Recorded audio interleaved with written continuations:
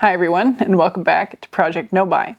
In today's video, we're going to be talking about the question of, can I afford it?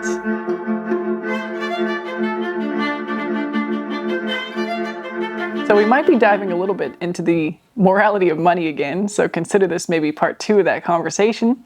I did another video about this in January. This video will be examining the question of, can I afford it? And what is the criteria for that question? Because I do get comments occasionally about how people say that they would never be able to afford something like a $200 sweater or certainly, $500 pants. And I guess on a lot of metrics, I could not really afford it either, or cannot really afford it either.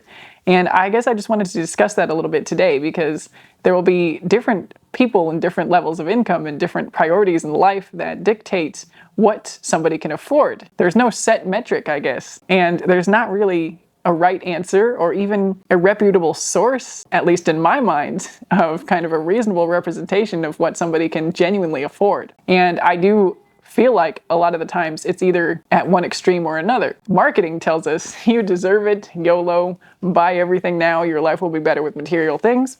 And the kind of financial gurus will tell us, put it all on the line to pay off your debt as quick as possible and work 2 jobs, work 3 jobs, rice and beans, and, until you have an emergency fund, you can't sleep at night. The other end of the spectrum. And maybe not all financial advice is like this, right? I'm just kind of generalizing, especially the more popular content you see on social media will be these extremes, right? Because that's what people are interested in seeing, I guess, or that's what people click on. So anyway, this is kind of a question about what we can afford versus what we choose to be able to afford in some ways, and examining a little bit of the reasons why. And I do have a special guest here in the form of this book. This is Spent by Sally Palaian, Ph.D. And we will be going into some of the points that I came across in this book, which is focused on attitudes and relationships towards money. So one of the diagrams I flagged here is the money problems matrix. And there are, I guess, 4 different categories of attitudes towards money. There are indulgers, people who indulge in material things. Obsessors, people who obsess on financial matters. Deprivers, people who deprive themselves of material things. And avoiders, people who avoid wealth and financial matters. So each of these kind of form a 4-part spectrum, where people who indulge and obsess are in this quadrant up here. And somebody has gone through this book and highlighted and written things, so you might be seeing some of that as well. That is not my highlighting or writing. So just speaking personally, I have always been fairly aware of my financial matters, so I'm definitely more on the side of obsessing, definitely not on the side of avoiding. And depending on the circumstances in my life, I believe I have been both on the depriving side and the indulging side. And so I've experienced being fairly obsessive, indulging, and fairly obsessive and depriving. Even during the height of my shopping habit being, not where I wanted to be, buying too many things, I would record every purchase in my EveryDollar app, in my budgeting app. And so it's not that I was ever ignoring where the money was going. I would meticulously put in the totals, even during those periods of over-consuming, which, doesn't justify it or make it any better. But at least there's that, I guess. And while I was still spending more than I could afford to spend, it was still being recorded dutifully every single month. And, that's, I guess, in part how we were able to balance the credit card and not end up with revolving consumer debt. I guess the other thing is that through Project No Buy, I'm trying to line up my life factors to push me a little more towards the depriving side, right? Depriving myself of material things. But I don't want to be unhealthy. And at the end of this book, spoiler alert, the money matrix has a quadrant of health, or a segment of healthy living, which is right in the middle of those tendencies, indulging and depriving and avoiding and obsessing. And so that's kind of the target for a healthy relationship with money. So again, I've already done a video about my budget, my hypothetical budget, if I was just living on my own income. And I do actually think that I was close to actually earning that much this past year. And so based on that, I can't be certain that I'll earn the same this year, but hypothetically speaking, it should look something like that as far as if we take my kind of rent and groceries as contributing to the household.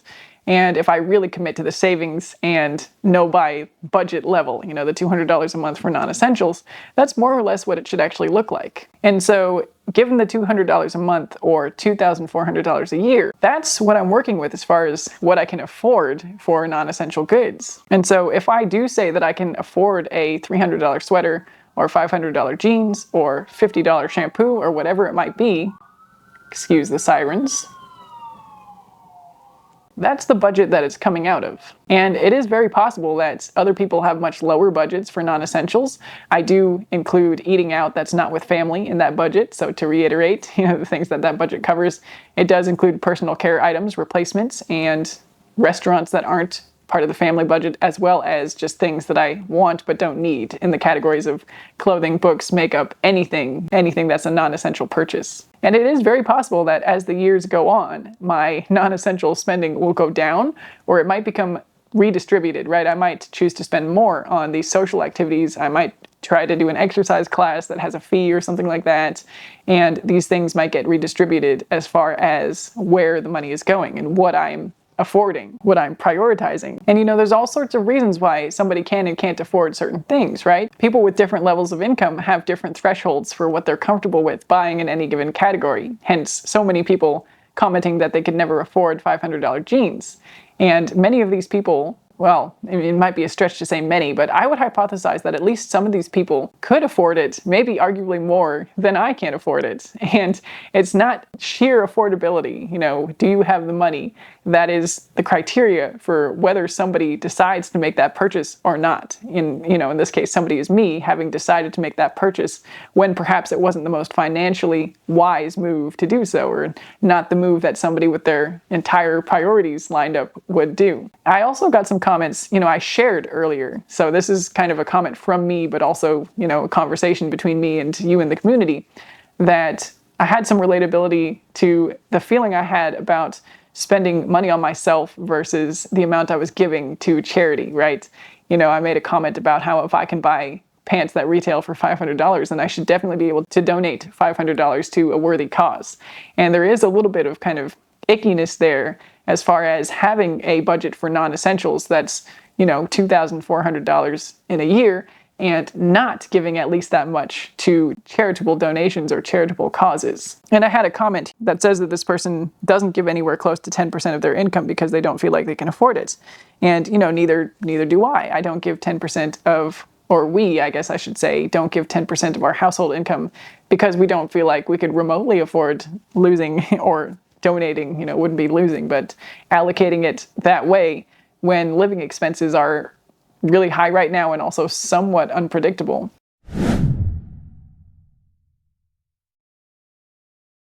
And this book actually does have a point on that where root canals are not financial emergencies. Car repairs are not financial emergencies.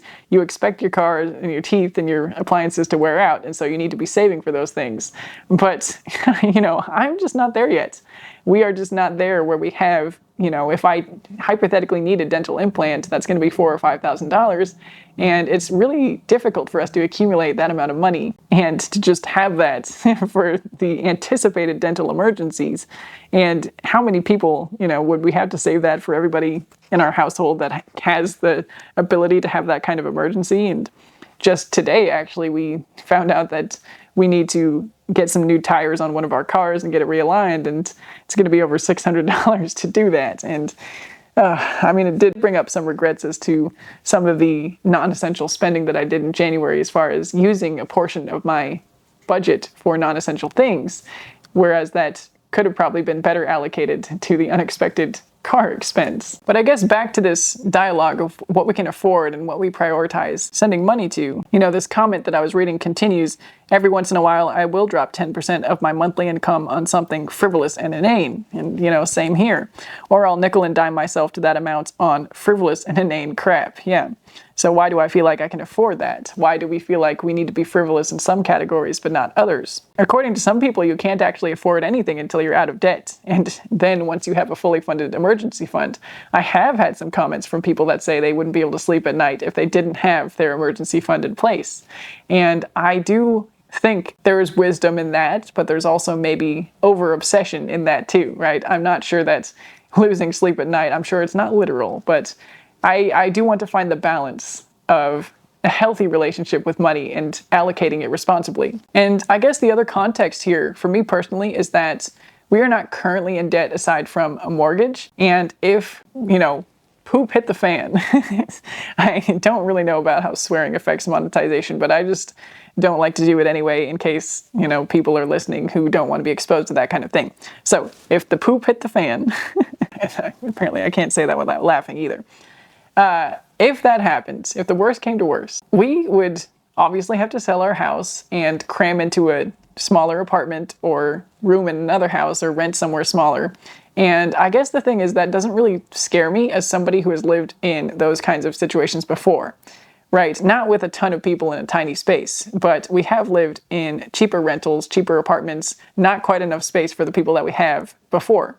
And so while it wouldn't be pleasant or comfortable, and while I'm not hoping that that happens, and while I'm not saying that that's a reason to not prepare, to not save an emergency fund, I guess that is why I'm not penny pinching and not buying anything on the basis of not having the emergency fund, if that makes sense. And perhaps it doesn't make sense to some of you out there. I guess to me on some level, to be terrified at living with a lot less money, a lot less job security, I guess, is to be terrified of living the way some people live every day. So, some people are crammed into small spaces that is what they can afford. Some people do work as grocery store checkout clerks or fast food workers to try to pay the bills. And to have too much fear about this because I don't have 6 months of an emergency fund just feels to me a little bit like being scared of living like a person who's not as well off, a more, I guess, poor person. And I don't think, while that life is certainly not glamorous and aspirational, while we shouldn't necessarily aspire to live like that, I think having so much revulsion or fear or worry about having to live like that is maybe not that great either. And, this is coming from somebody who has lived scraping by working at a Panera opening shift, showing up at 4:30 in the morning for work. So it's not that I am okay with that life, I guess, or that I don't appreciate what I have now, not having to live that life. It does feel like a little bit of a delicate subject because I'm sure there's a lot that I also don't know, right? I'm sure that after years and years living like that, maybe you would give anything to never go back to that place. And therefore, if you're not having your emergency fund when you live in a house or whatever, you would lose sleep over it because of the real experience you've had living like that and the real fear of having to go back there. And so, I don't know, I just have mixed feelings about it, I guess. And I'm not trying to inadvertently judge or inadvertently neglect some experience that I'm just not aware of. I would love to be further educated through your own experiences as well as what you know that I might not know in the comments below. And again, acknowledgement of my own privilege in life in having the ability to work jobs and pursue education and all of the above, have a relatively secure family situation, not in terms of financial support, but in terms of, people are there and worst came to worst, I could probably get them to fly me back to their house in New Zealand and live there if I had to, with all my kids and whatnot.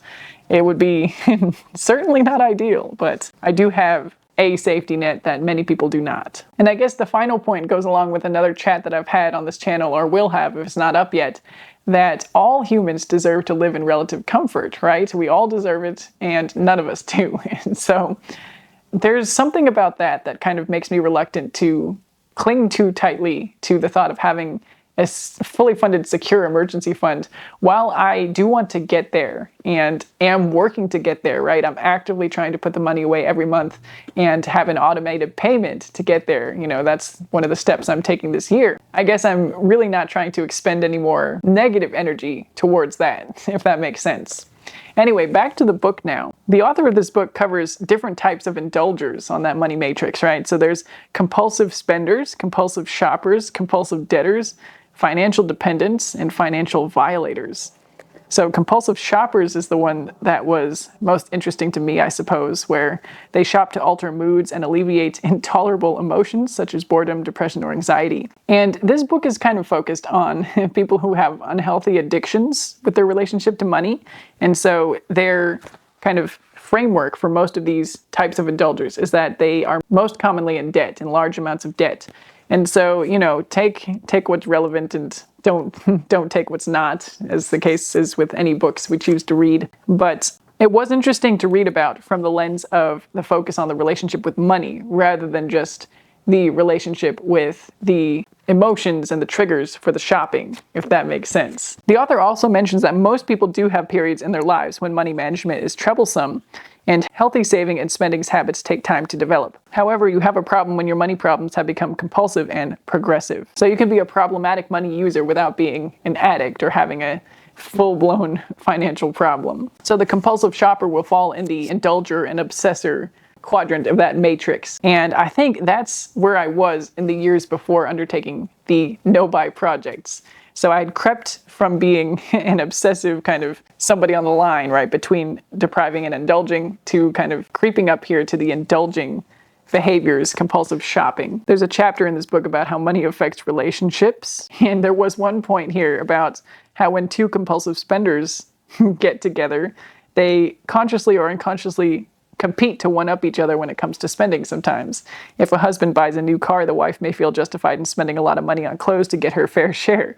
And I think I've actually shared that exact wording on my channel here about how sometimes when my husband would make a purchase, I would feel like to get my share, I would have to make a purchase as well. So it was really interesting to see how that is kind of a known framework of what might happen when you have two people that are maybe a little more compulsive with buying decisions sometimes. And again, I think we're not necessarily compulsive spenders, but we might have problems with compulsive spending occasionally. The other interesting thing I learned from this book is that I do also have a lot of financial hoarding tendencies, and perhaps that kind of worry about money or over-monitoring money that was maybe residual from my past when I wasn't earning very much is maybe a trigger as well in terms of spending now, in terms of shopping now, in terms of feeling like I can afford things that aren't really necessary by any stretch, and then feeling like I can afford certain expensive versions of these things that I really don't need. Kind of trying to break my own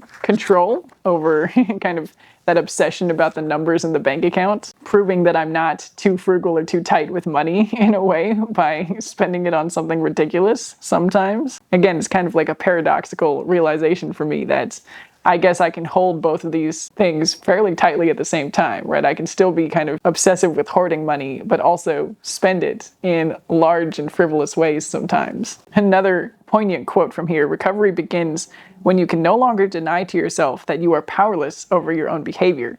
So you finally reach that low point and decide to be powerful in a way in changing your own behavior. So that part was not from the book. I extrapolated to suggest that we would be powerful by taking control over our own behavior.